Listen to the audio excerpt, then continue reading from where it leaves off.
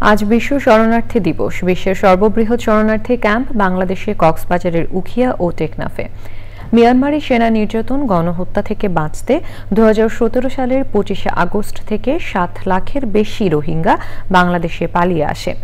আগে থেকে আরও 4 লাখের বেশি রোহিঙ্গা বাংলাদেশে রয়েছে। নাগরিকত্ব, নিরাপত্তা, স্বাধীনভাবে চলাফেরার নিশ্চয়তা নিয়ে নিজ দেশ মিয়ানমারে ফিরতে বিশ্ববাসীর সহযোগিতা চায় রোহিঙ্গারা। তবে মিয়ানমারের সামরিক জান্তার নানান অজুহাত এবং রাখাইন রাজ্য আরাকান আর্মির দখলে যাওয়ায় রোহিঙ্গাদের প্রত্যাবর্ষণ অনিশ্চিত হয়ে পড়েছে। কক্সবাজার থেকে সরওয়ার আজম মানিকের রিপোর্ট। বান্ডেল থাকলে প্রতি সেনমানিতে টাকা বাঁচবে। বিকাশ সেনমানি বান্ডেল কিনে জিতুন প্রতি লেনদেনে। 2017 সালের 25 আগস্টের পর মিয়ানমার থেকে বাংলাদেশে পালিয়ে আসে 7 লাখের বেশি রোহিঙ্গা। এর আগে থেকে আসা কক্সবাজারের উখিয়া ও টেকনাফের 33টি ক্যাম্প এবং ভাসানচরের আশ্রয়ন প্রকল্প মিলিয়ে বর্তমানে রয়েছে 12 লাখের বেশি রোহিঙ্গা। বর্তমানে রোহিঙ্গা অধ্যুষিত অঞ্চলসহ রাখাইনের বেশিরভাগ এলাকা আরাকান আর্মির দখলে। দুপক্ষের সংঘাতের কারণে রাখাইনে লাখ লাখ মানুষ বাস্তুচ্যুত হয়েছে।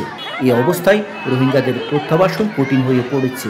এই আরার মারইয়া মিলিটারি জান্দাই আরার মারইয়া এনুজি আরার মারইয়া আরার দেশ ন আরা জানবাসা বলা আসি আশ্রয় লইয়ে বাংলাদেশে আশ্রয় দিয়ে আরা এ ঐতিহ্য বললা বলি স্যার আরা তেলটাই তোমার না। জাতিগত স্বীকৃতি, নাগরিকত্ব প্রদান, স্বাধীনভাবে চলাচলের সুযোগ দিয়ে নিজ দেশ মিয়ানমারে ফিরিয়ে নেয়ার দাবিতে সোচ্চার রোহিঙ্গারা।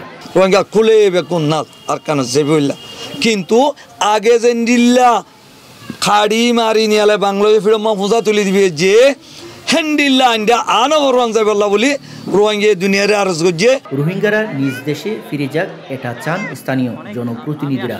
সবাই যদি সহযোগিতা করে, আমরা মনে করি দ্রুত সময়ের মধ্যে রোহিঙ্গা প্রত্যাবাসন হোক, সেটি আমরা স্থানীয়রা আমাদের প্রত্যাশা হচ্ছে সেটি।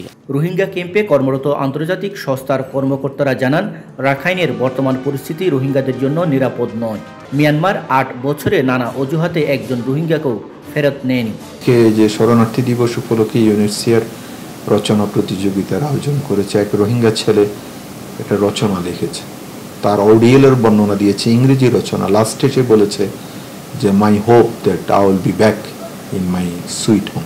বিশ্বজুড়ে শরণার্থীদের অমানবিক অবস্থার প্রতি সহানুভূতি ও সচেতনতা বৃদ্ধির লক্ষ্যে জাতিসংঘের তত্ত্বাবধানে প্রতি বছর 20 জুন পালিত হয় বিশ্ব শরণার্থী দিবস।